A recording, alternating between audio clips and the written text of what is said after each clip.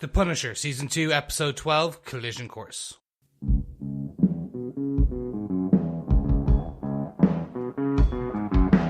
I hear a lot of people saying the blues, but I'm gonna tell you what the blues is. When you ain't got no money, you got the blues. When you ain't got no money. What's up, fellow Defenders? It is I, Chris, and this is Defenders TV Podcast, Episode 218, where we're talking about The Punisher, Season 2, Episode 12, Collision Course. As always, I am joined by my illustrious co-hosts, the one and only John and Derek. Gentlemen, welcome back. Thank you for having me back. I'm sorry I missed the last episode. That's all right, Chris. We knew it was a bit of a flustercluck for you. It was. I basically went, I went 2 rounds with The Punisher, also known as my dentist.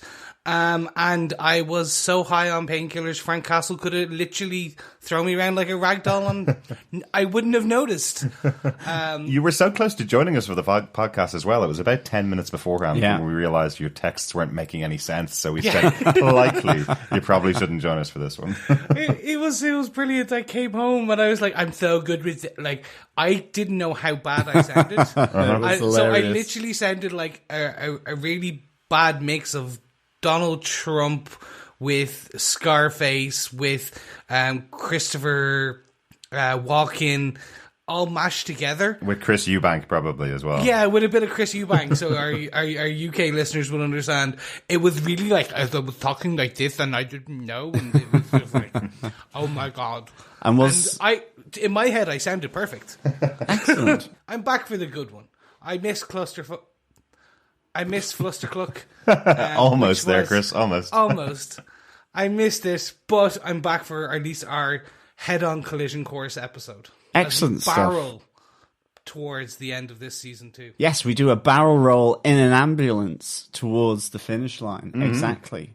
Well, fellow Defenders, I'm here as well. It is I, your third and final host, rounding out the group, John. And I'm your producer and slash co-host, Derek. Yeah, so I like to call him producer/seducer, but that's not right. Somebody else has copyrighted that. They have t-shirts made and everything, Chris. We can't steal that. They do. God bless Kind of Funny. And they'll totally sue us too. Yeah. No, we're fellow best friends. It's fine.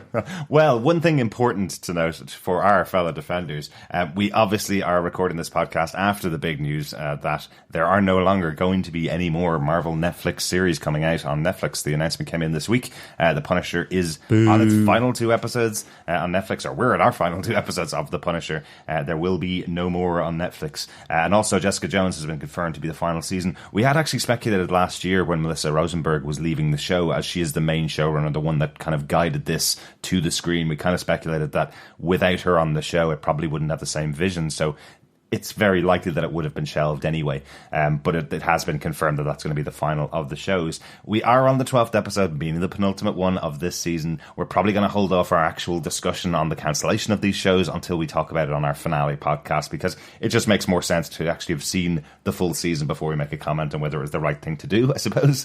But obviously, as it does for our fellow Defenders, it sucks for us because we do cover specifically the Marvel Netflix shows, and there's no longer going to be any of those coming up.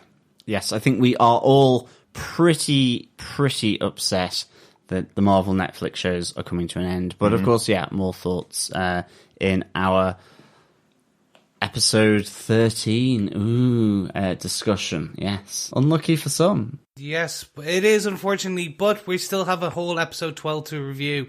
So, if you have any thoughts on this episode, or of course, and if you have thoughts on episode 13 or the season as a whole, don't forget to join us over on our Facebook group at facebook.com/group/Defenders TV Podcast. You can also send us your voicemail thoughts over at defenderstvpodcast.com, or you can send us your thoughts of season 2 as a whole, or just episode 13 to feedback at defenderstvpodcast.com. So we'll make sure to include all of that in our episode 13 review. Absolutely. Yes. And obviously, we're not just covering the Netflix Marvel shows. We don't always do just that. We also cover the Marvel movies. We've got Captain Marvel coming up in March, on the 8th of March. We've obviously got Avengers Endgame coming up later on in the year. We've got Spider-Man Far From Home coming up later on in the year. And we also cover comic books. We cover Doctor Strange comics every month. There's a brand new issue just out this week, issue number 11 of Doctor Strange by Mark Waid and Jesus Sayers. Myself and John will be covering that as well. You should be getting that on your feed on and Strange Tales at Defenders TV podcast as well, coming up next week. So make sure you subscribe to the podcast so you can get all of our coverage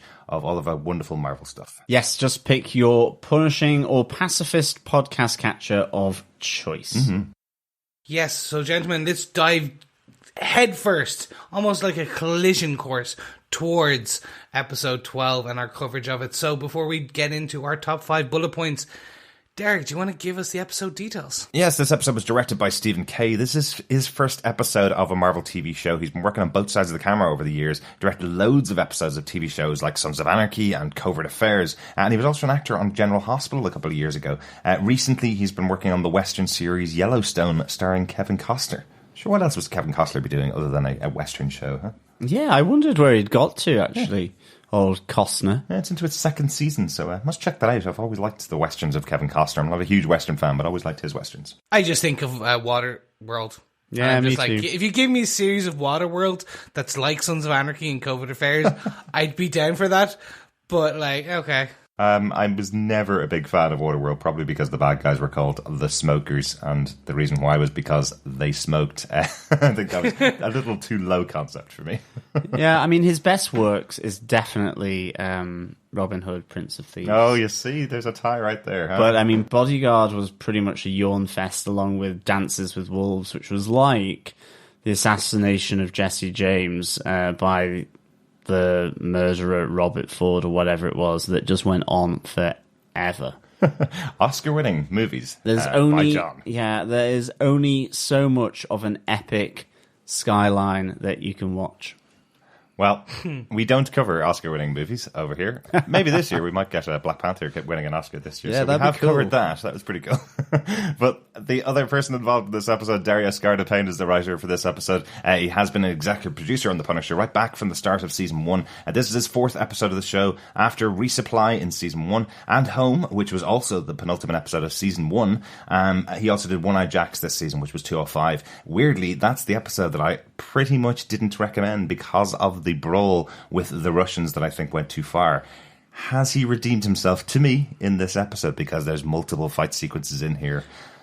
Let's see, John. Yeah, but in fairness to him, he could have simply have written a fight between Frank Castle and the Russians. Mm-hmm. And it was up to the creative choice of the actors and the direction from the director. It could have been. John, do you want to tell us what they gave us with their synopsis for the episode? Sure. Detective Sergeant Brett Mahoney has Frank Castle in custody, handcuffed in the back of an ambulance. While Dina Madani is pleading with Mahoney on the phone to set him free, the Pilgrim crashes and almost kills them, pushing the ambulance off a road bridge. While taking aim to finish the job, John Pilgrim is run off the road by a speeding Madani. As he escapes in Madani's car, Frank goes to confront the only lead he has, Senator David Schultz. He gets no information from Schultz and kidnaps him to interrogate him more. Meanwhile, Curtis is also being interrogated, this time by John Pilgrim, for the location of Amy. As she walks through the door, Curtis unleashes an attack on the Pilgrim and Amy drives him off with a shotgun. As he heads back to his apartment to heal his wounds, little does he know that Amy has followed him home, hidden in the boot of his car. As Billy Russo cashes in, Dina Madani confronts Dr. Dumont and sends her flying. Sends her flying indeed. For a very short amount of time. Yes.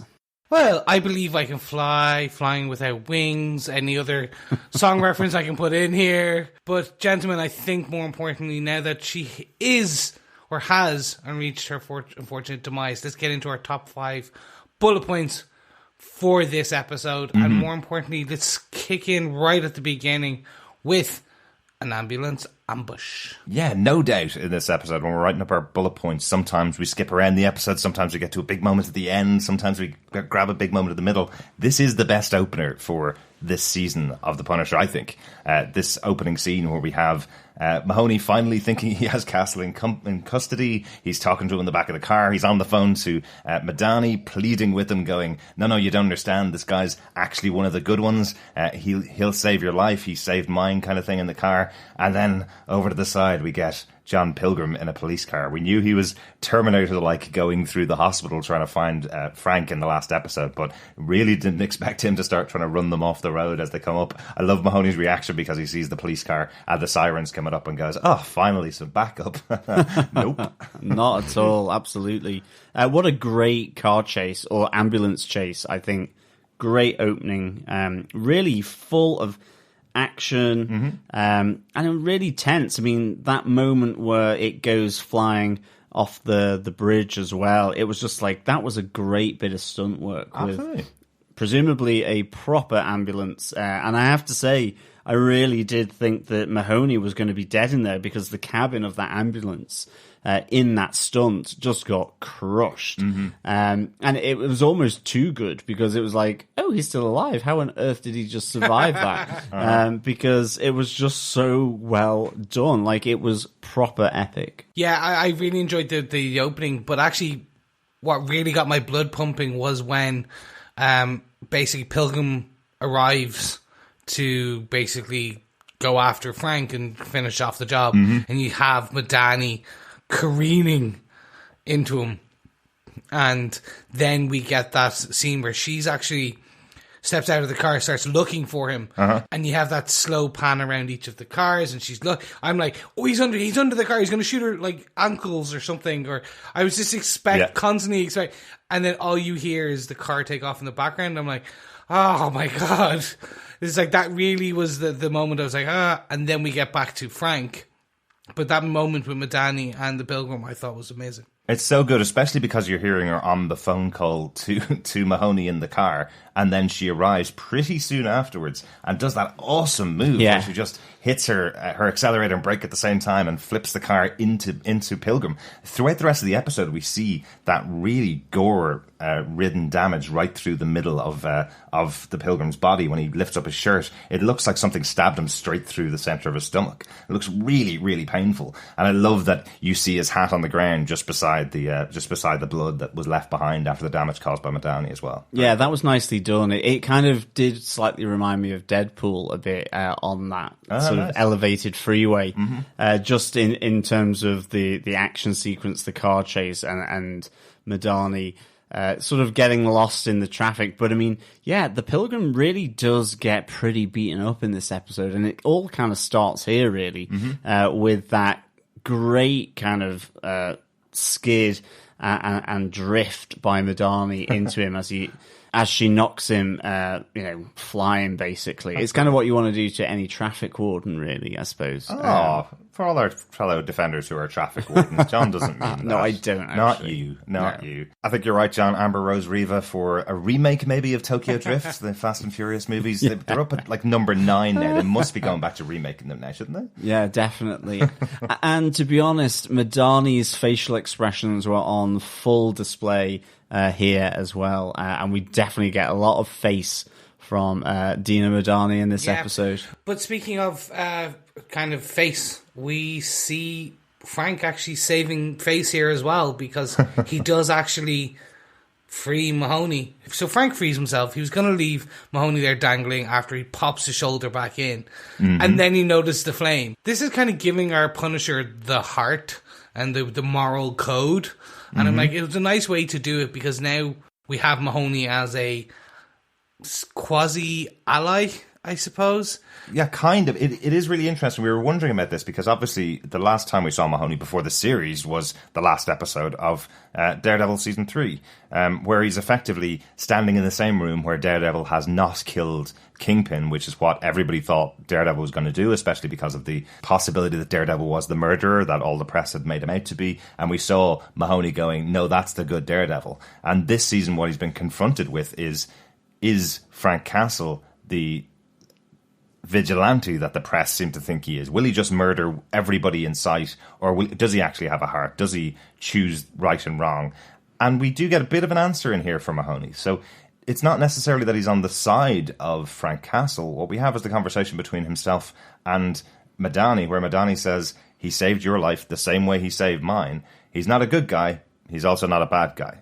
You've just got to let Frank be Frank. Is that enough for you, Chris, on a way to justify kind of allowing Mahoney to be on his side in a way, or allowing Mahoney to just let him away a bit? See, I think they were building towards Mahoney being the kind of Commissioner Gordon of New York, where almost like a Batman Year One, like where Or Gotham. Or Gotham, yeah. So, well, he doesn't agree with the ways of the vigilantes, and it kind of demoralizes him, but he understands the necessary need. I think that's where they were taking him, because now that he's been saved by Frank, but in like Daredevil, he understands only one man can do the job. And at the end of, obviously, Daredevil Season 3, they all rush into the room, and he stops the other police officer from even taking out Daredevil. Because he understands he was there to help. I think time will tell in the next hour if this act of kindness or act of moral code, because it's not even an act of kindness, I think it's more of Frank just being no man left behind, no man, innocent's going to die on me. I think time will tell if in the next episode, like when Frank's walking away from a bloody and battered Billy Russo and Pilgrim, whether he'll let him go again. Yeah, I think it's an interesting one here, because for me, I just feel like Mahoney has been that voice of reason, or that, everyday cop that would view the situation with Frank. And I mean, I know, like, Frank has been called out as that anti-hero, that those shades of grey.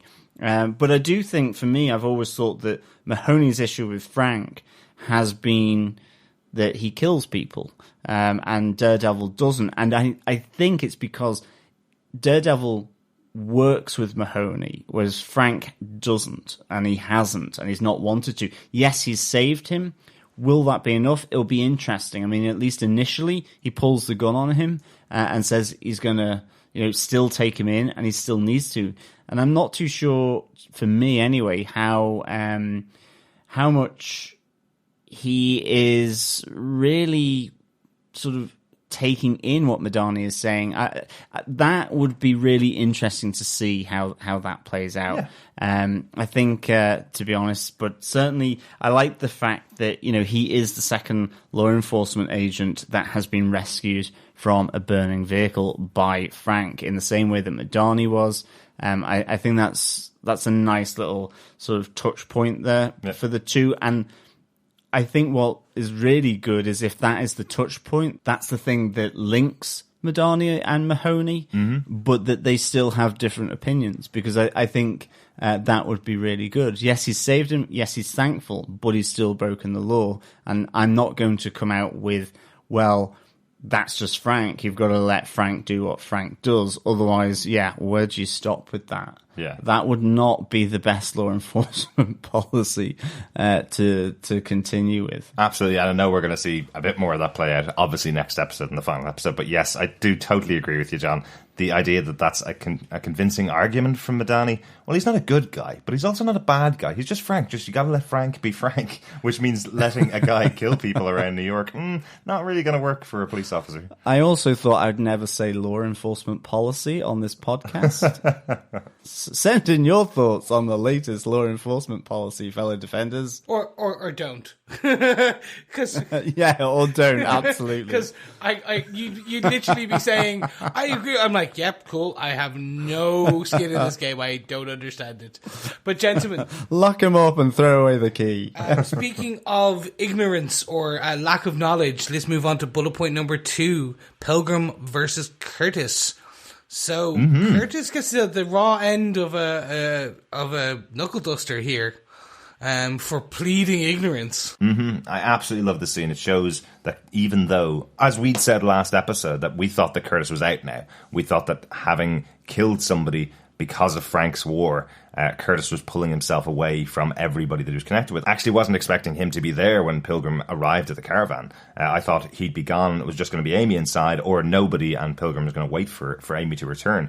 The fact that Curtis is not only there, he's also got the presence of mind to keep everything from the Pilgrim and to make up this whole concept that actually he's sleeping with Madani. That's why she knows where he is. That's why he's been waiting there, is for Madani to come over and have the booty call, as he says, But they have one of my favourite fights, I think, in this episode, because again, Curtis is quite well trained. He has been in the army. I know he's a medical man. He's not usually adept at fighting, but he certainly throws himself into this fight with the Pilgrim. Really, really good. Yeah, I mean, it's brutal. I have to say, I feel so sorry for Curtis. I was just thinking, he always gets the rough end of the stick. And to be honest, I thought he was going to end up the way of Stick in Defenders, actually, that he was going to really effectively get shot. To begin with, I thought he was going to get shot in the kneecap, and I thought that the Pilgrim was going to hit his false knee. Yeah. And There's then that would allusions have to that, played out quite nicely. But then he definitely just goes mad for it, really, I think, in attacking the Pilgrim, trying to protect Amy as she walks in. I thought that was a really nice moment as well. You know, he's kept it cagey, as you say, and then all of a sudden it's like the cover is blown. In walks Amy, and you get a great fight scene. Yeah. I really thought this episode was just fantastic for the fights and action sequences, and I think the best so far this series for me, to be honest. But absolutely, and I love that when Amy walks in through the door, what she's talking about as she walks in is, "Hey, Curtis, we saved Frank. We got him out of the hospital." As Curtis has been protecting her name and protecting Frank and saying he has no connection with them, she's coming in through the door going, "Yay, everybody's here. I'm Amy. My friend Frank has been saved from the hospital," so I can't even pretend that she's not the person that Pilgrim's looking for. Yeah, again, like Amy has a way of putting her foot in her mouth, really. And like, it's the best way of putting it. But I did really like that she straight away went for the shotgun. And she ripped Pilgrim a new one. Like, if that wasn't filled with buckshot, and that was a full-on cartridge on both, like, that would have been the end of the Pilgrim. So to be fair, she learned from Castle. Her training, quote unquote, kicked in. So the tough love, to a degree that he showed, did actually work and save her life. yeah. For the second time. For the second time. This is the second time she's pulled the gun and pulled the trigger exactly as Frank has told her to do. I think actually Pilgrim saves himself a little bit by stepping behind a cupboard just as she pulls the trigger. So part of the door is blown off as well as the buckshot going through it and into his leg as well. You know, yeah, if it had been any closer, that would have ripped the leg off him. Absolutely. I mean, that was so brutal as well when he's patching himself up yet again back in his hotel room, where his leg looked, I don't know, it looked like a spotted dick kind of pudding. It looked like a scone. He was picking out the raisins from a scone. So two things that our American listeners won't get. Our Irish listeners, because what the hell's a scone? Firstly, yes, two types of breaded products there. From Sweet John. breaded products. I was thinking like a poppy seed bread, maybe. Well, I'm going with Swiss cheese because there's a lot of holes, people. Yeah, exactly. I like that idea. Poppy seed bread. Well, you don't shop in Tesco's. Or 7-Eleven. And that's a supermarket, yeah, or 7-Eleven. But yeah, I mean, it was just like brutal. And I do like the fact that, again, it's this mirroring of Frank that I do think by the end of this episode, the Pilgrim is absolutely much worse off than Frank. You know, He's got that gash. He's got his leg shot to bits. He's also still recovering from that fight with his former gang members. So he's definitely, I think, in worse shape than Frank at the end of this. And I mean, if they meet up in the last episode, which I'm sure they're going to do, I can't really see him lasting that long. But I like the fact that it mirrors the two of them. You know, we've talked about them having, to an extent, a similar type of story, but they've just gone different ways. One has gone as a hitman, the other one a vigilante slash hitman, in a sense. And I like the fact that them kind of slowly being beaten up gradually is also being mirrored in their separate journeys. Yeah, I have to give huge compliments to the makeup artists on this show, because just even getting the continuity right between the two guys particularly, I suppose, with Pilgrim and with Frank, each episode getting more and more brutalized and more broken, and more and more gashes on their bodies. And obviously with Billy as well, with the scars on his face, keeping that continuity every episode as well. There's just so much great work being done on the makeup side in the show, and they should be winning all the makeup awards this year. They should. Yeah, definitely. They definitely should. But we do get an end to this story in that Amy, again, her training kicks in. She escapes through the hatch that underneath the trailer that Frank had built for them. She gets out. We are led to believe that she got away and scot-free. And then obviously Frank arrives back, tries calling her phone, and her phone is there in the ground. So there's a nice few seconds where we think that she's been taken by the Pilgrim. But actually she stupidly followed the Pilgrim. Yeah. She got into the back of Madani's car, into the boot, and waited until the car had stopped, and she followed him upstairs at the same time as going, ooh, there's a big shotgun. So we're left with her story being outside the Pilgrim's hotel door with a big-ass shotgun. Yeah, she's going for the other leg, I reckon. I reckon that Frank may have just trained her a little too well if he wanted to keep her safe and out of trouble. I think he's trained her enough that she thinks she can get herself into trouble and out of it. Probably not the best idea. Obviously if this was Frank with his military training, we'd all be going, yay, he's about to take out the Pilgrim. But Amy only has, a couple of hours or a couple of days sitting in the caravan playing with a shotgun. That's not going to be enough to help her take down even this heavily injured Pilgrim. No, and I made the joke at the beginning of the season that it was the Little Punisher, LIL apostrophe Punisher. Chris can't spell Punisher. No, he can't. Chris is tired. Chris can't spell much. Chris could barely spell Lil. No, I think... What's she going to do? She's got, 3 cartridges in a pump-action shotgun like that? I'd say she probably has 2, I think. Yeah. She may have a third one in her pocket, but she's going to have to load that one. But again, that does a lot of damage if it's up close, and if caught unawares, she could do some serious damage. But again, if it's anybody else, or anybody with a lot of training, possibly... I have to say it was the biggest surprise for me. I did not expect that that's where we'd see Amy. I thought she'd be on a Greyhound bus out of town. Having got away from Frank and gotten away from Curtis, I thought she was gone now. But yeah, I was really surprised to see it. I was expecting Madani's apartment, and that's kind of where my head went. That right. That's where Madani's story would go to. I thought that's where Amy would end up, because that's the only other place in New York that she knows is safe to a degree. So I thought that's where they're going. No, I'm interested to see where this goes. Exactly. I think this left it to a degree, this character on a bit of a, you're going to make a mistake, but I really want to see how you make it. Let's do with it. Exactly. A nice little cliffhanger for Amy's story for next episode. But talking about leaving town, our bullet point number 3, well, this was kind of a shock to me. Yeah, definitely. Billy actually plans to leave town. I know, what's he thinking? Was that a real surprise to you guys? Because the conversation he's having with Dumont, where Dumont is watching the news and seeing that Frank's escaped and gotten out, and we hear Billy accusing her of hiding it from him, it doesn't sound hugely jokey in that moment. He sounds like he's actually quite aggressive. She's telling him, you are coming back, aren't you?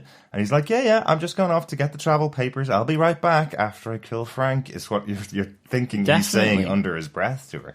A really well played moment from Billy Russo, but I was honestly surprised at the turn of this story. But that was it. When the gang reunites, I was expecting them to kind of go and finish the job. And maybe it was just in that moment, but I mean, Billy does only meet the remaining 5 gang members because they've all been shot to bits by Frank. And I kind of liked how it played out. I thought they were going to turn on Russo. I thought he was in a little bit of jeopardy there, to be honest. But ultimately, whilst they want payback, Billy Russo really doesn't. I mean, he does say something to Krista that, once he's cut out the cancer of Frank, that he doesn't want to go back to that. That feeling he had in that moment was that closure for him. And I kind of like that and how he's trying to persuade the gang. And I definitely thought they were going to turn on him. But it was also a bit of a shock. But I think just the fact it was unexpected, I really thought, okay, fair enough. I like this. And of course, in the back of my mind, I was thinking, well, it's not all going to end in blue flowers and heading off into the sunset from New York to a new life. I kind of thought that Billy was going to get brought rapidly back into the world of Frank Castle and, in fact, dare I say it, Dina Madani. Well, absolutely. What do you think, Chris? So for the period that this was happening, from when it was announced to say the end of the episode, right? I'm like, no, this is not how it should go. Like, this is not the jigsaw that we want. This is not the ending or the resolution. Like, I don't want to see Billy go off into the sunset to come back at a later point, like 10 years later type of thing. And you just see him like he's like sipping Mai Tais on a beach kind of thing. That's not what I wanted of the character. So they actually had me, they built enough here that I was like, no, this is not how it's supposed to go. So I was a bit miffed for a period. Obviously, the ending of this episode, we talked about it before, the empathy for Billy. I got the feeling that's where it was heading. I was like, they want you to think, oh, Billy's still a good human being. He's done a lot wrong, but he's still a human being, so why can't he have his happily ever after? And that's where they were trying to get the empathy there. It's like, he's in love too. He wants to be a better man. He's going to go off with Dumont. And I'm like, no, he doesn't deserve that. He's done horrible, despicable things. He deserves in jail or with a bullet in his head. And that's where I was like, this is not the way it should be. Obviously, again, I'm saying this was across the period of 30 minutes probably from when, or not even, from when this is announced to the end of the episode. So there's a period where I was like, this is not sitting well with me. So as Dario, the writer, kind of probably intended, was that you are expected to believe that this is what's going to happen.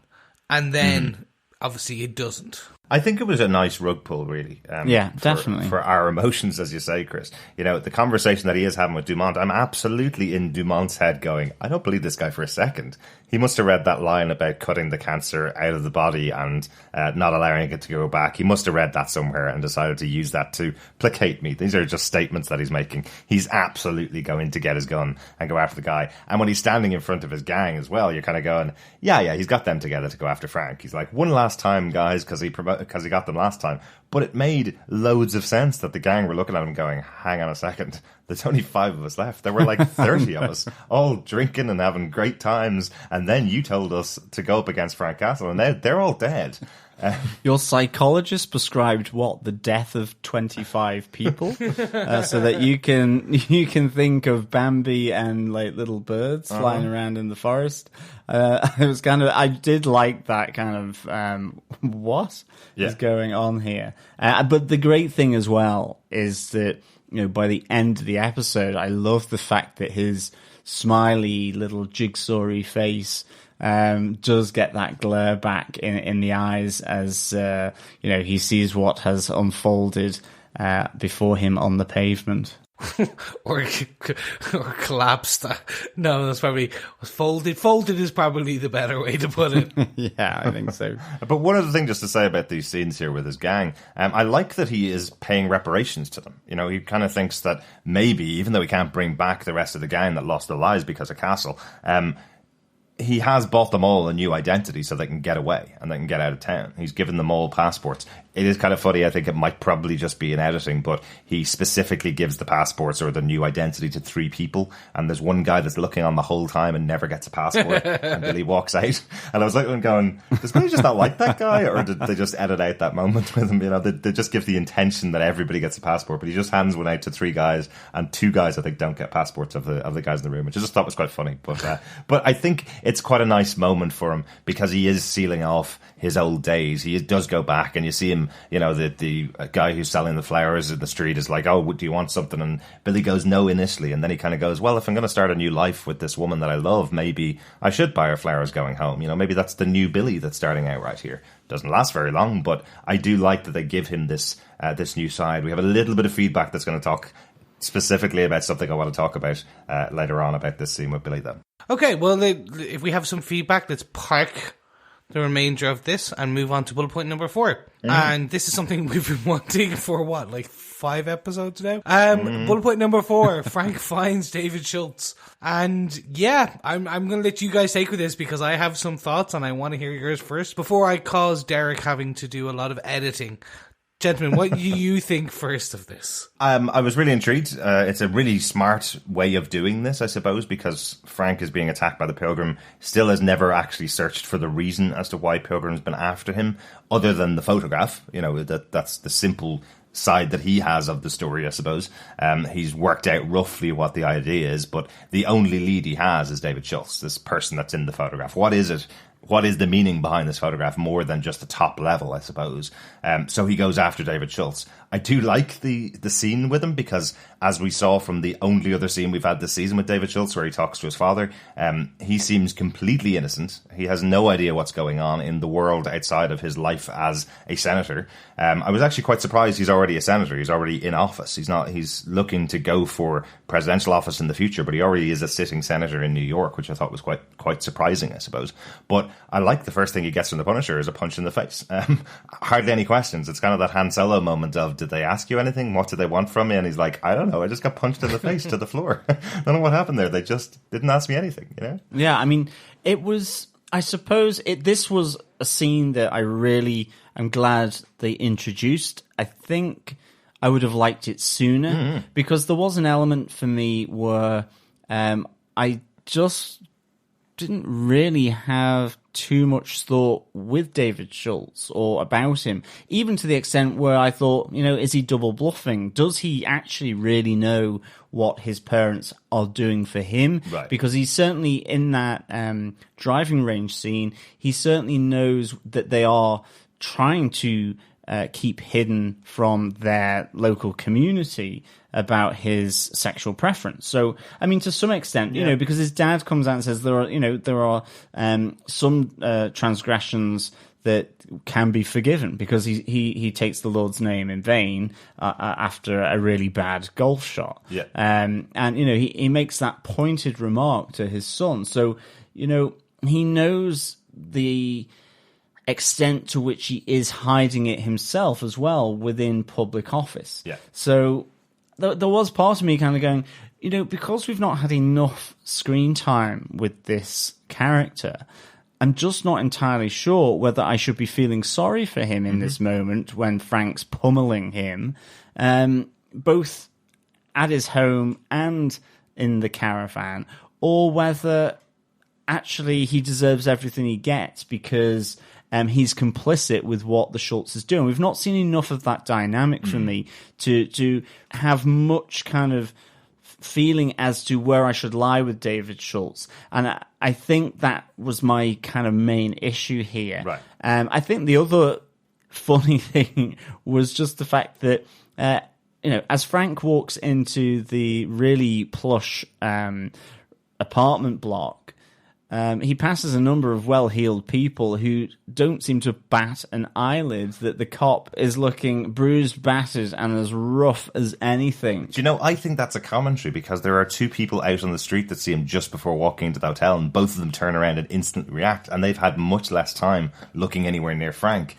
I think it's a commentary on the fact that the well-heeled people inside aren't looking at him at all. They see the uniform and they completely blank what he looks like. Two other quick things about David Schultz that I just want to say, Chris, before we hand it over to you, I suppose. One, I don't think he knows anything about what happens with his parents, and I think that's kind of interesting because I wonder how many times in the past this has happened. His reaction when Frank shows him the photograph is, well, it was bound to get out eventually. He doesn't seem hugely shocked that people might find out that he's gay at some point in his life, which I think is an interesting little bit of development from David Schultz. And again, like you said, John, I'd love to have seen that much earlier on in the season so we could see a really strong gay character on this show going, I don't really care what anybody thinks. Somebody will find out eventually. I just didn't lie about it, perhaps. I didn't want to cover my story all the time with having a wife and kids and come out as being gay. I'm a gay guy, and I just didn't talk about it. I love if that would be a storyline that happened during The Punisher this season.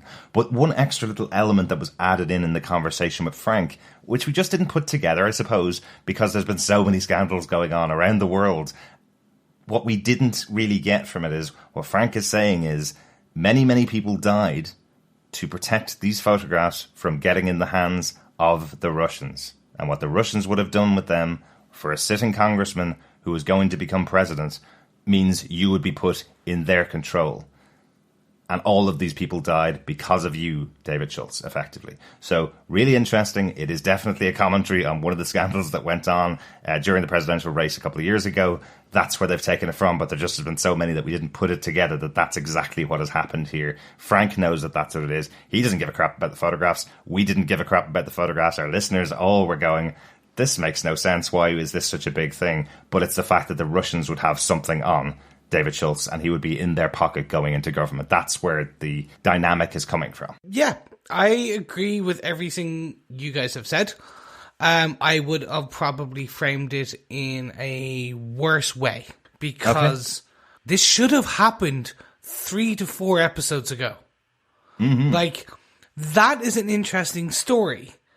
Basically, Frank stopping them getting into the hands of the Russians, Frank then kidnapping David, and David basically realizing that it had to be his parents, and then Frank realizing it and kind of saying, oh, okay, cool, like, now I have my target.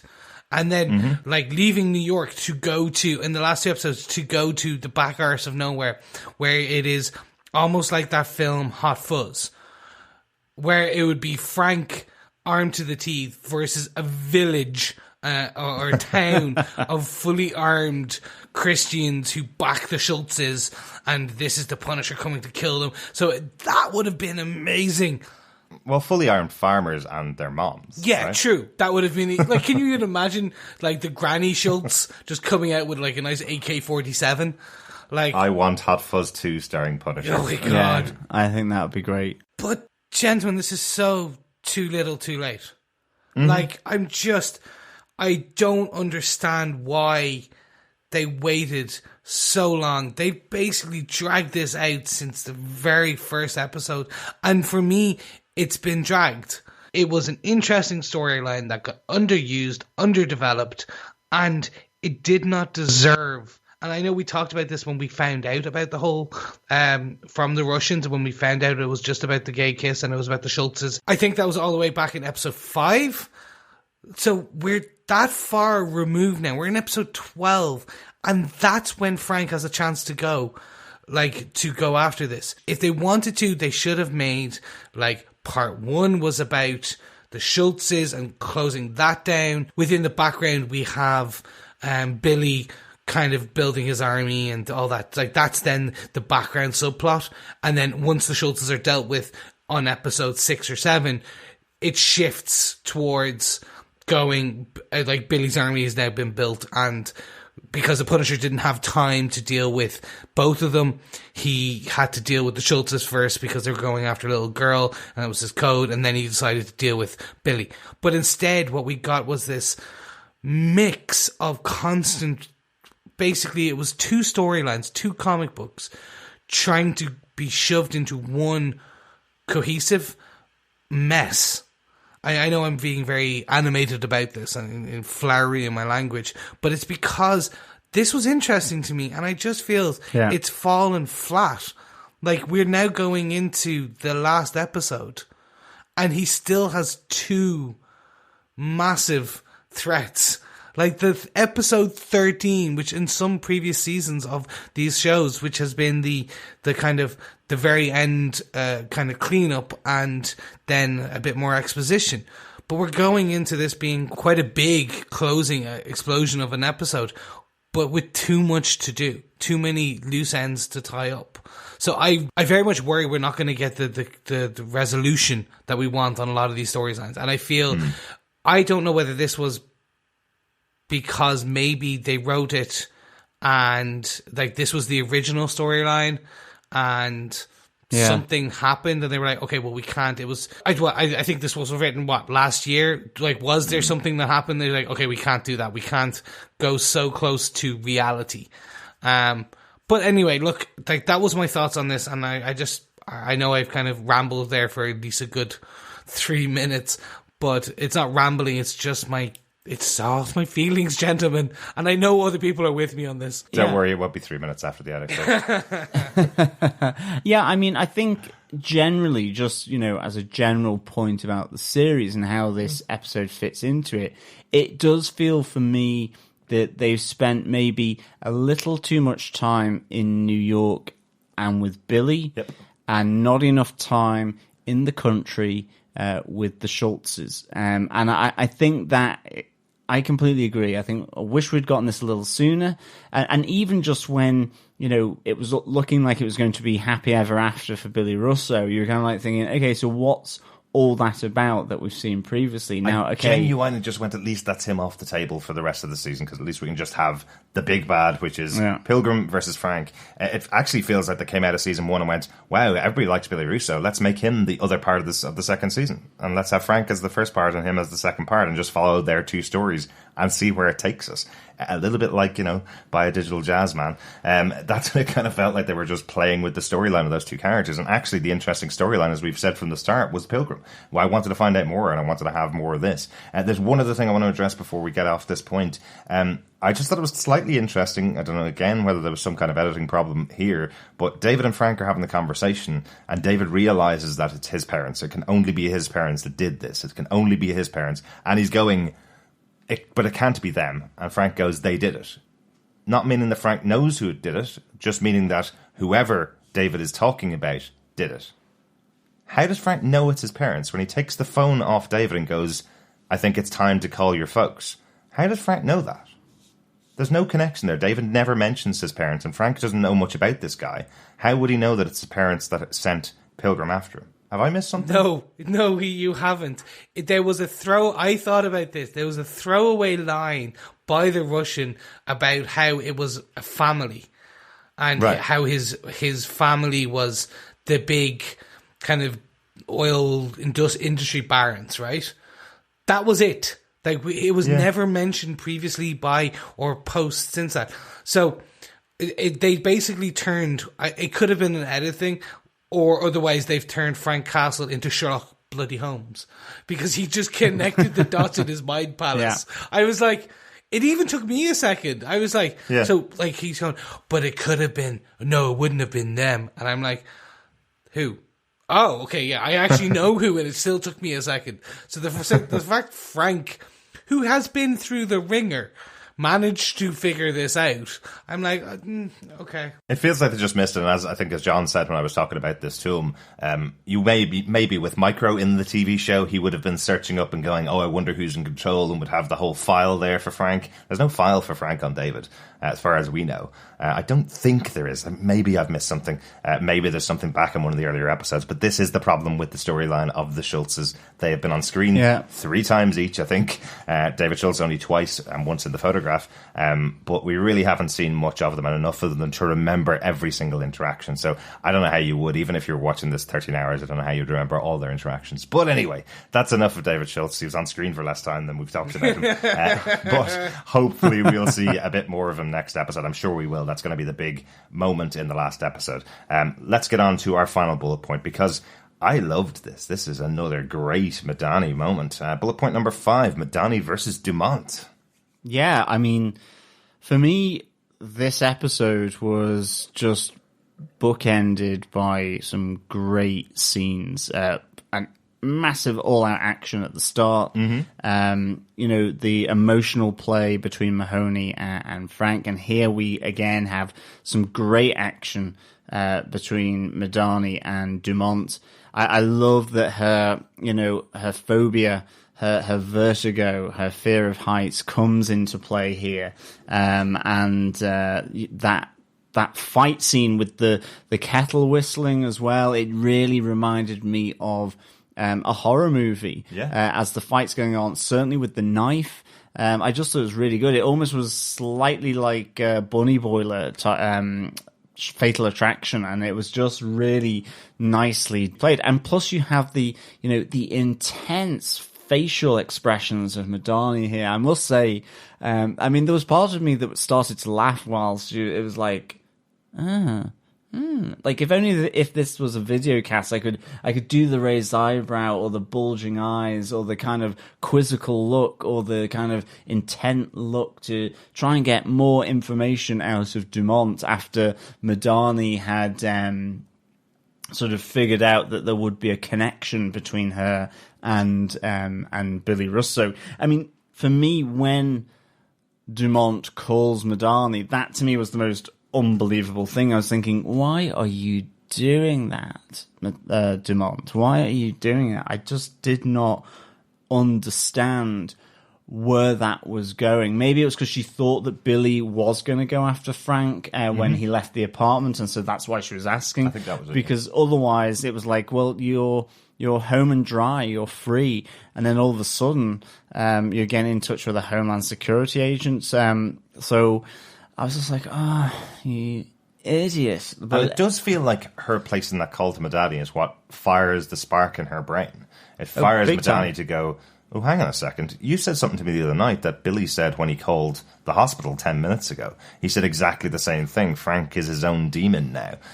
It's exactly the same words that Dumont said. I love that Madani goes and confronts her about that. Doesn't get a reaction. This is exactly what you were saying, John, about her pushing Dumont. You know, she says that first and gets no reaction from Dumont. Then she goes, let me level with you. Actually, I'm the one that brought Frank Castle back to town to kill Billy. Nope, that's not getting the reaction I want. Do you ever cure any of those broken birds that you have? Nope, that's not getting the reaction. Like your father? It's boom. Like she's really pushing and she's like, boom, got it. Right, now we're going to go after each other. Yeah. As Dumont goes off to the bathroom and Madani has that great walk through the house. That's real. That's really like a horror movie. You're absolutely right. Absolutely. Yeah. So good. Yeah, I know. Look, this for me was brilliant. Like, I did like the Frank is his own demon now. I like that connection. I like that Madani, you could see it going, huh? Wait, how? Oh. And then it all kind of rolling together. I liked that Madani I liked that kind of friendly Madani, and then the prod. Oh, nothing. Okay, right, we're like, I'm going to do the ton of bricks now. And then it comes through. It was just like, is this little hammer working? No. What about this one? No. Whack. Oh, that worked. Great. I've opened the can of worms. I liked the fight. I was slightly ashamed of Special Agent Madani to a degree that she wasn't able to, like, a special agent who's been trained in arm-to-arm combat versus Dumont, who's a psychologist. I was like, their skills shouldn't be as much. Like, they should have like taken out Madani's arm or something more. Like, they should have like literally hobbled Madani to a degree. Right. So I was a bit like, well, it's not 100%, but we got the most satisfying ending. Yeah. Oh, cruel and heartless, Christopher. I mean, it felt like Mary Poppins had an umbrella malfunction with sort of on the pavement, just because it was just one of those things because of this type of building. It's like they're in old London town, sort of. And I mean, I kind of felt sorry for Dumont, really, to some extent. And I thought the moment was quite poignant where, you know, obviously all the memories come flooding back as she kind of visualizes her father and herself as her younger self. I thought that was really good. And then I suppose what must have gone through her mind when she sees Billy and he doesn't do anything, I'm not entirely sure. At least she saw the flowers, I suppose. Well, exactly. You know, I think this scene was a really good scene. There was something about the way that it was shot in the kind of dreamlike moment that it was shot with Madani, where she's pushing Dumont and they're fighting with each other, and it slows down as Dumont goes out the window. It's like you don't see the break of the glass, and then you see Dumont falling outside and the whistle from the kettles going in the kitchen. There's something about that moment that I was actually expecting that it was in Dumont's mind or in Madani's mind, that this was a fear of Dumont that she was getting too close to the window and she would drop to the floor in a bowl or something like that. I didn't expect that would be Dumont dead. It was something about the way that it was shot. It just felt a little bit dreamlike. And I'm sure that's the intention, because it obviously was her most irrational nightmare was that this was going to happen to her again. Somebody else was going to push her out a window like her father did to her as a child. And it turned out to be true. This is what happened to her. This was her end, is exactly what she always feared. But it was a really weird moment. I don't know why, because the rest of the episode played so normally and so straightforwardly, I suppose, with all of the fight scene taken out in real time. Everything from the fight sequence of the caravan to this fight sequence in the hallway, all taken out real time, like we've seen in all the Defenders shows. And then suddenly it stops for this kind of artistically shot scene where I just suddenly felt, oh, is she dead, or is the kettle going to be lifted off and she's actually making a cup of tea and thinking about if she attacked Madani, this could be the outcome. I have to say, I did think boiling water was going to go flying, and that would have been pretty gruesome. I thought the knife going across the cheek was like, oh, okay, grand. Another makeup job for the makeup team. Yeah, I mean, the thing is, and I suppose this is the only thing, is how, a psychologist or psychiatrist with her training, I mean, Chris, you've talked about how she has kind of equal training with Madani, but how, as her actual profession of being a psychologist, how she could not decipher those blatant facial expressions from Madani. Yeah. That, oh, hang on, she's, it took a while for her to do that. Okay, she did cop on eventually, and I'm glad they did, because I actually did like all of this scene. I think I love the horror vibe to it. I love this conversation and confrontation between these two women with very strong personalities, very strong motivations. That was really nicely done. I just felt some of the sort of the ways or the lead up in which these two women were in the same room at her apartment, at Dumont's apartment, just felt a little forced to some extent. And it was that really that kind of maybe just didn't sit right for myself. But I absolutely loved these scenes between Madani and Dumont, I have to say. Yeah. But, and again, no criticism, no real shade on the actual scene. Once you've seen it play out and you know that Dumont's dead, it actually felt a bit Hitchcock. You have that moment where you have Billy Russo arriving happily home, a little spring in his step, or at least some Dutch irises in his hand. As he sees flower watch. Exactly, yeah, blue Dutch irises this time. But we see him seeing this body on the ground, seeing Dumont lying dead on the ground, and then looks up and sees Madani looking directly out of the window that Dumont fell out of just a moment beforehand. That's a really good Alfred Hitchcock style shot when you have these characters kind of meeting eyes over those two levels of screen. It's quite a cool shot overall. So I did really like the end overall. It's just in the moment my feeling was, is this a dream? Is this the way that Dumont's actually going to go? Yeah, I thought as John mentioned about the boiling water, I did think that they were going to scar Dumont, like that they were going to that Madani was going to clock her with the kettle, that Dumont would be severely disfigured, and then it would be Billy and Dumont, and that's how they would like end up together, both of them horribly scarred, blah, blah, blah. So what we get with her lying on the ground, is she 100% dead? That's a question I wanted to ask, though. So there's definitely no moment where Billy's calling the ambulance to get her. John was mentioning that there are some people around her, all have their phones out, and somebody must be calling the police to come, or the ambulance to come and save her. I think the moment where she's seeing her father lying and dying beside her as he closes his eyes and it flashes back to her as a kid, and then she closes her eyes, I think that's the indication that she died right there. But you're absolutely right. Obviously, the show ends right there and then. Black screen, so yeah, we don't know, can't say for definite, but it feels like that would be the end of the character right there. Yeah, like, so for me I was like, well, maybe she survived once, maybe she survives again type of thing. If only she'd fallen on her back. Yeah, like Billy has all the scars on his face, she has all the scars on her body, so as Billy's face gets more and more messed up, her body gets more because she just takes all the punishment. Right. I did like the ending, the fade to black. I liked seeing Madani looking down, looking at Billy looking up. I did expect a bit of Romeo, kind of. Did you? Well, no, it harkened back for me, if you will. But yeah, look, it was. If it's the end of Dumont, it's the end of Dumont. It's a fitting end in that it's a good end for a good character. It's not what I would have done, but again, Like it was a well written ending. Based on the character, it was a bit on the nose in that she has these fears. And there's it's like, oh, I'm afraid of dogs. You know what? I got eaten by dogs. Oh, I'm afraid of doors. I got killed by a door. I don't know how you would get killed by a door, but okay, imagine that could be that.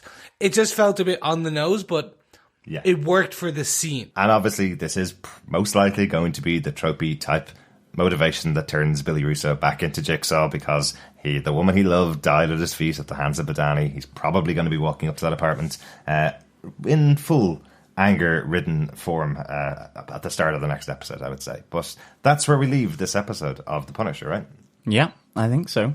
Couple of notes from this episode, just because the music seemed to be really prevalent in this episode. Yeah. The opening scene, the wonderful battle between police car versus ambulance. We had it scored by Marilyn Manson, a song called "Say 10" by Marilyn Manson. Really good choice, actually. I thought with the refrain of "God, no, say 10." I thought that was really good. It's from his 2017 album "Heaven Upside Down." Also, the dying of Dumont on the pavement. I thought this was a really harsh choice of song, but it's something that you might recognize. You might not recognize this version of it. The song is done by Star Anna. It's a cover version of "Go to Hell" by Nina Simone, which is really harsh because it feels like they chose that because they've established that it was Dumont that pushed Billy as far as possible, whereas we didn't actually see that on the show. Yeah, so it's like the showrunners are kind of saying, "Go to hell, woman, you've now died, and now you're paying for your sins," when in fact we don't really know that. She was trying to save Billy. That's what we kind of have learned throughout the season. But a beautiful song, nonetheless. Yeah, I like the song. Yeah. Yeah, no, good stuff. I mean, yeah, it definitely comes across as a little harsh for Dr. Krista Dumont's lying, dying days or moments, for sure. R.I.P. Krista Dumont. And with that, on to our defense. Chris, do you defend The Punisher? Season 2, Episode 12, Collision Course, the penultimate episode of this season. I do defend this episode, but not in the way that I think anyone would like. I defend it because it's wrapping up the storylines that it needs to wrap up. It's painted itself into a corner, and it's trying to do it in a most cohesive way. So when you do have a jumbled jigsaw like this, it's the picture as a whole kind of is coming together, but there's one or two pieces, to be fair, that just shouldn't be there. There's a corner piece right in the middle type thing.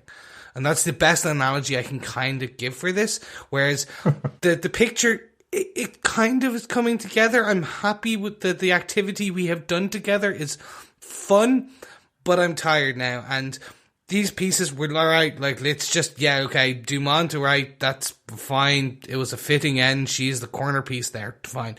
There's a whole piece from another jigsaw that just didn't make sense, but you know what, we're gonna get a scalpel and just put it in, and that for me is the Schultz story. It's just like, yeah, it's like, it fits kind of right, yeah, there's a bit of motivation, right, done. I know that sounds bad, but they're doing the best of what they've been given, and I don't know why, but I'm happy with the kind of journey we've been on. Will I be happy with the destination? I'll ask me again in 1 hour when we finished our recording of episode 13, and I'll give my final review. But as of right now, I defend this episode because it's moving us closer to that resolution. But the unfortunate thing is, we've still got two massive jigsaw pieces on the table. We've got the Pilgrim and we've still got Jigsaw. And those two holes need to be plugged. Can you put those pieces in a good way that makes the picture a whole? I have to question that. Can we do that Maybe in 1 that's hour? what we're going for with Jigsaw on the show, Chris. Thank you. So there you go. That's my kind of defense. So, Derek, on my terrible Jigsaw analogy, do you defend this episode 12 of The Punisher Season 2? I absolutely do. I think we're actually ramping towards a really good finale for the show overall. The opening scene with the car chase, I suppose I wasn't expecting anything to come out of that. I thought that was going to be somehow Frank might convince Mahoney to let him go just one last time to get himself out of there. I certainly wasn't expecting Pilgrim to come crashing into the scene, taking them all out of there. And what followed was twists on things that I would have expected. You know, I would have expected at this point in the series, the 12th episode of the season, to have Pilgrim heading towards a showdown, not being taken down left, right and centre by everybody. Curtis takes him down just before he takes Curtis down. He then gets shot in the leg. Then he's obviously gotten knocked down by a car in this episode.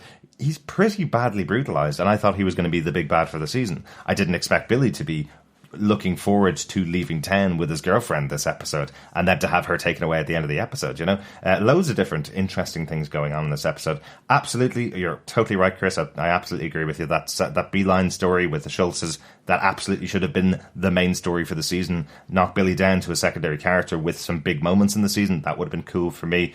But this is what we've got, I suppose. I'm not going to criticise any more than I have before. I'll wait till the last episode of the season to give my final thoughts on the whole season of Punisher Season 2. But this episode overall, really good episode and some fantastic scenes. Really enjoyed some great moments with Madani as well in this episode. John, that's mine. What's your defence or not defence of The Punisher Season 2, Episode 12? I do defend this episode of The Punisher. I give it 4.5 buckshot legs, or should I say poppy seed breads, out of 5. Yeah, I mean, I think, like yourselves, I think there's elements here that maybe are an underlying weakness maybe of the series, of how it's been structured with the two kind of arch villains and the two storylines. But I have to say, I really, really enjoyed this episode because it did wrap those things. It was a collision course of these two together. I know, look at me. Using the name of the episode in your defense.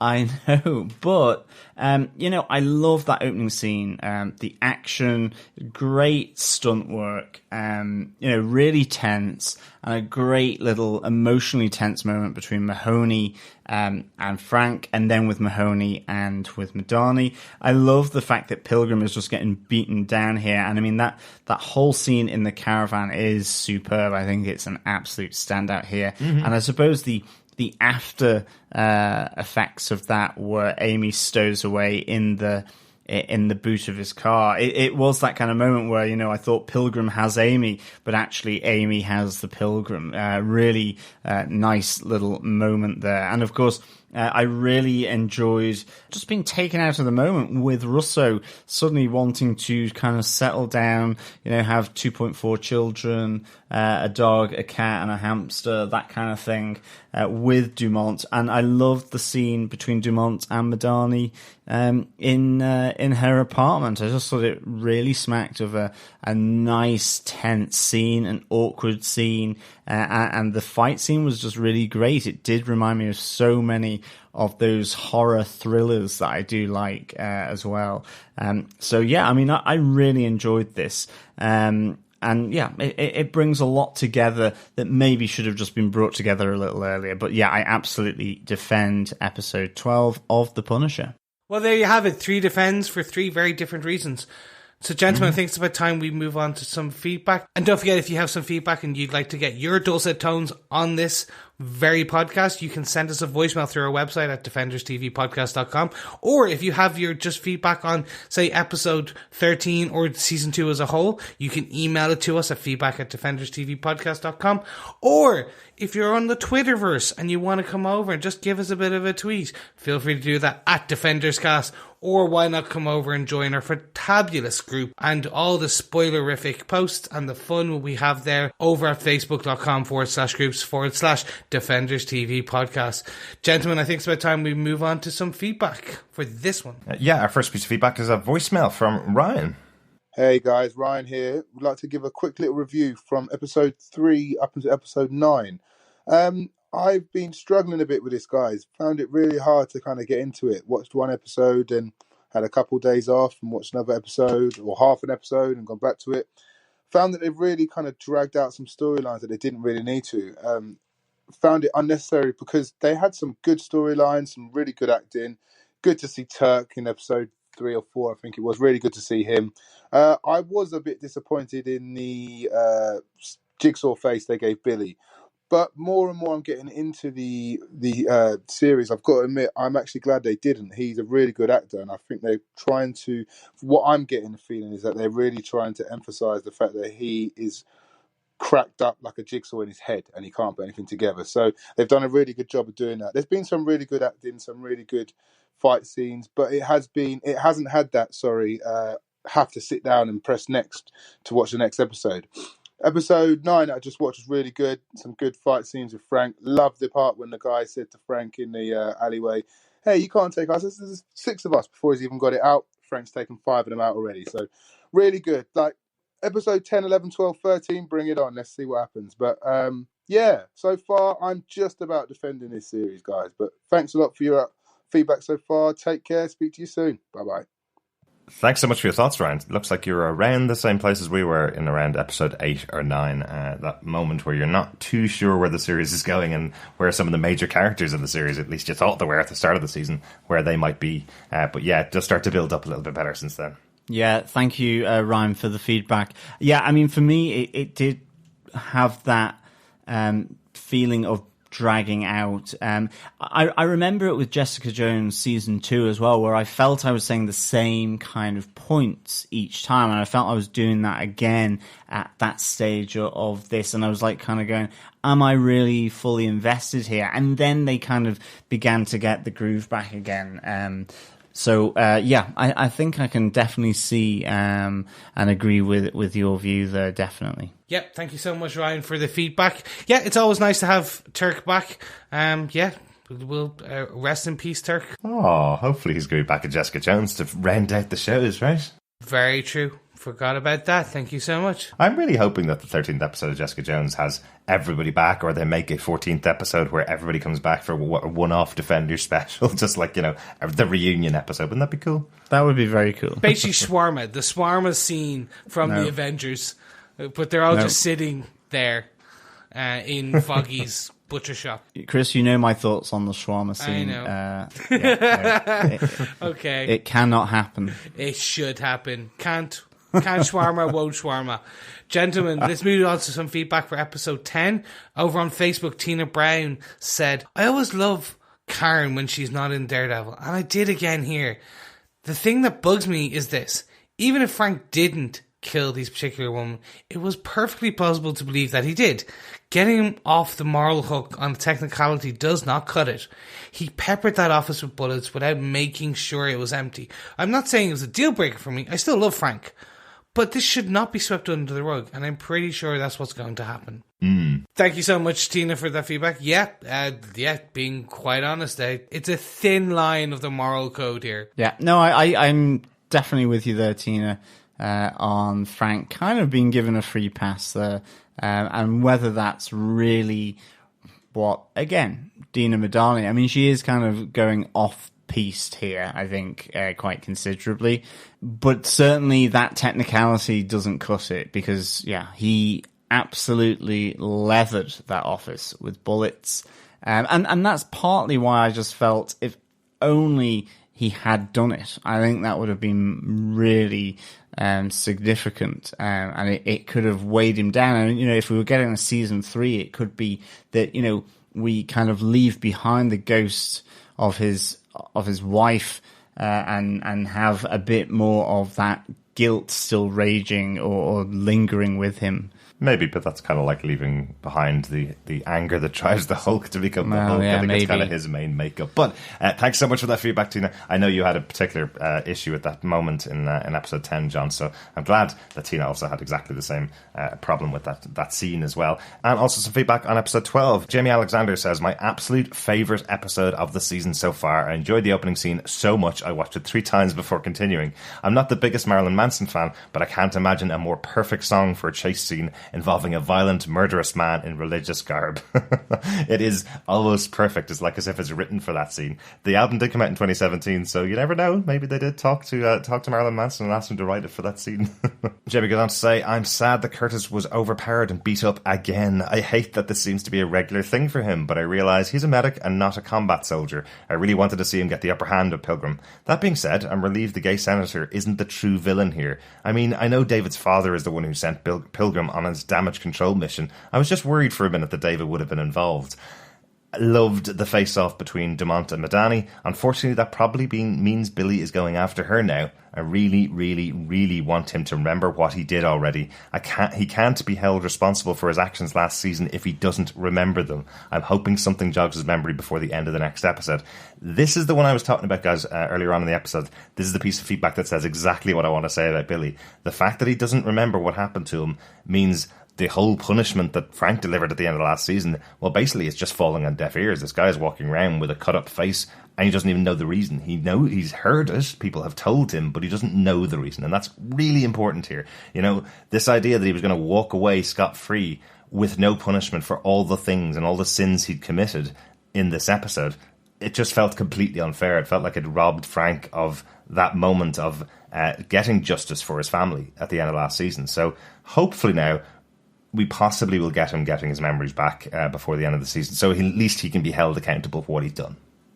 Yeah, no, I mean, I think this is a really good point, Jamie, for sure, because, that should be a big part of this character, and at the moment, it's not. So, yeah, I really like that. I think as well, you know, with David, that moment where, you know, you just don't know. I was the same, worried that, well, maybe he does, because we just didn't have enough time to spend with him. Yeah. But certainly, you know, his realization of what's happened and who might be responsible for that, i.e. his parents, you can see it genuinely in his face there. And certainly given that Frank is in his face as well. So that would probably make you act the hell out of that as well. So, yeah. Thanks for the feedback, Jamie. Robert Phillips also has some feedback on episode 12 as well. He says, what a pre-credit sequence. I really didn't expect that, and it set the tone for me. The episode unfolded in ways I wasn't quite ready for. Yet again, the use of an in-car sat-nav proves detrimental to people. Always use the sat-nav on your phone when heading to safe houses. Pilgrim not kidnapping Amy and instead putting himself in danger. Curtis fighting like a man without a prosthetic leg, and the David arc was worked through with much more inventiveness than the trope would suggest. Anyone else think summer pudding when the Pilgrim was removing shot from his thigh? Well, that's another one to add to our ever-expanding dessert list for Pilgrim's leg. Yes, spotted dick, summer pudding, scones with raisins, and... Poppy seed bread. Poppy seed bread, indeed. Gosh, we should have done sourdough poppy seed bread. Then we could be massively hipster. And Bob continues, and then there was the corridor battle for this season, the law versus the healthcare provider. In case you were wondering, UK psychiatric and clinical psychology training does not include combat sessions you can use against security force agents, though. I hope it does body language, though, Bob, because to be honest, Dumont should have really clocked that Madani had something in for her much earlier on. Bob says, what a dreadful way to die for poor Dr. Doom. I half expected the cut to leave Billy staring at the window, unsure if she had jumped. Instead, I wanted to leap onwards to see what the final showdown brings us. Thank you, Bob, for that feedback. Yes, indeed. A lot to go on here.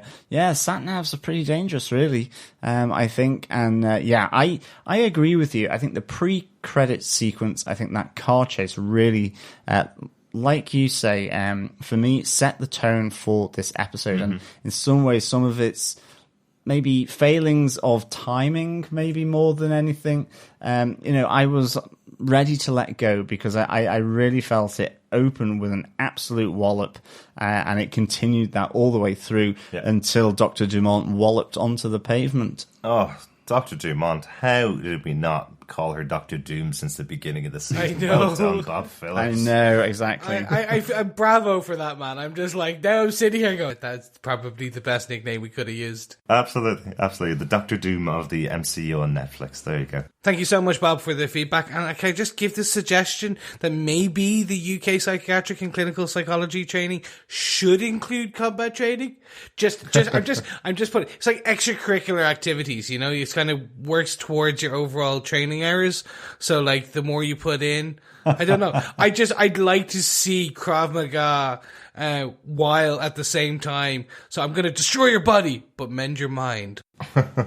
Moving on, our final piece of feedback comes from Michael Downey, who had this to say. This was a really action-packed, a lot of brutal fighting by Curtis and Madani. That Madani fight read almost like a horror movie with jump scares and all. I really enjoyed the Pilgrim's speech to Curtis. It seemed as if though he was saying he almost realised the paradoxical nature of his life's past as each breath of the dialogue came out. Really powerful moment. I'm really glad Curtis made it, though. Anybody else thinking that Curtis wasn't going to make it out of this episode? Because I kind of got that feeling myself. Yeah, me too. I thought Curtis wasn't going to make it out, and I'm really pleased, like yourself, Michael, that he did make it out. Yeah, I mean, we didn't really cover Pilgrim's speech to Curtis, but I think you make a really good point there as to, you know, him kind of setting the scene as, you know, in the past, he would have hated Curtis as soon as he'd walked into the caravan because he would have judged him. And now he says it's your kind of lucky day here because I won't do that immediately. And that there's a weirdness to that, you know, he is also yet to fathom, I think, because he's on this real journey of doubt, I suppose. And I agree, as we mentioned in the podcast, this horror movie element for Madani and Dumont's fight was just really good, I thought. Yeah, but the question is, gentlemen, I will leave it like this. Will he make it out of the next episode? That's a part of me where I'm like, he's battered, he's bruised, and okay, let's see, can he survive the next hour? Well, I don't normally read the synopsis for the episodes ahead of time, but I did for this one. And it's totally non-spoilery. It's basically a list of every single character and says, no bullet is spared. So make of that what you will. And on that bombshell, ladies and gentlemen and fellow defenders, we will be back with our review of The Punisher Season 2 finale, Episode 13, The Whirlwind, next week. Please remember, we would love to have you subscribing to our feed, so go on over to any punishing or pacifist podcast catcher over at defenderstvpodcast.com and you can subscribe to us. And while you're there, why not maybe go over to Spotify, Apple Podcast, Stitcher, Google Podcasts, or anything else in between and follow us there as well. Don't forget, you can also share the love. We will have a host of content coming up over the next couple of months. Obviously, as Derek said at the beginning of the show, we will have the MCU films. We will also have Jessica Jones Season 3, and we have our Doctor Strange comic book coverage as well. And as promised, at some point in the future, when I get off my web swinging hole, we will also have Spider-Man.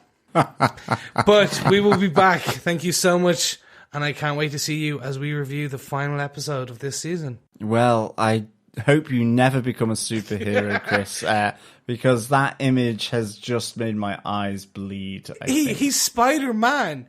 Spiders spin their web from a certain area. It is anatomically correct. It is scientific You proof. are correct. Well, remember, if you did listen to our Into the Spider-Verse podcast, you found that both Chris and John did kind of equate themselves to Peter B. Parker from the other universe, who basically does sit around eating pizza rather than actually fighting crime. So, Yeah. so I kind of get it, Chris. I kind of get it. Thank you. Thanks so much for joining us for this discussion on The Punisher Season 2, the penultimate episode. We'll be back with the final episode of The Punisher. Also, don't forget, we are talking about comic books with Doctor Strange, but also other comic book related shows that we're talking about. We also have Gotham. The final season is going on at the moment. We're halfway through the final episodes of Gotham. It is a fantastic palate cleanser when you've got a show like The Punisher going on and a crazy show like Gotham going on. With the introduction of the Joker and Harley Quinn going on at the moment, which is really good fun to watch. So go check that out on Gotham TV Podcast. And if you're into other types of comics, I also do the comic talk section on The Walking Dead Cast, the best podcast about The Walking Dead, which is a show that's actually excellent this season. Really been enjoying it so far with the new change of showrunner. So come and join me over there. We do the comic talk section with my friend Lucy. So yeah, lots of stuff to listen to. Excellent stuff. Yeah, thank you very much. Talk to you soon, fellow defenders. Yeah, as always, fellow defenders, thank you so much for joining us. It's a pleasure, as always, speaking with you. Yes, I'm off to scrape Mary Poppins off the pavement, and once I have done and patched her back together, kind of, we'll speak with you again soon. Bye.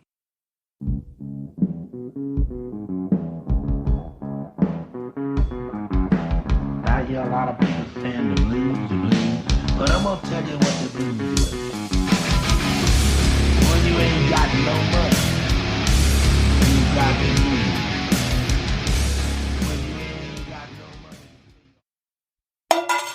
Avengers Endgame coming up later on in the year. We've got Spider-Man Homecoming coming up later on in the year as well. And No, also, whoa, that's not whoa. Spider-Man Homecoming, is it? Far From Home. Thank you. And I mean, I know, like, Frank has been called out as that, the anti-villain. Sorry. Is it the anti-villain? He The is. hero. He has, that...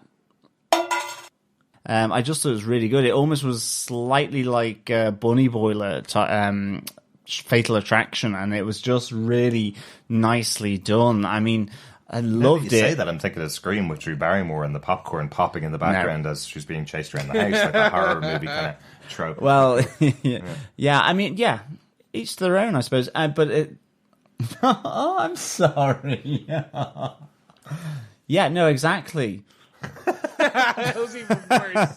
I'm sorry, I can't. Sorry, no, I'm like, no, it's we have to nothing. keep I'm that. just sorry. That's basically the, yeah, shut up, I'm in the flow here.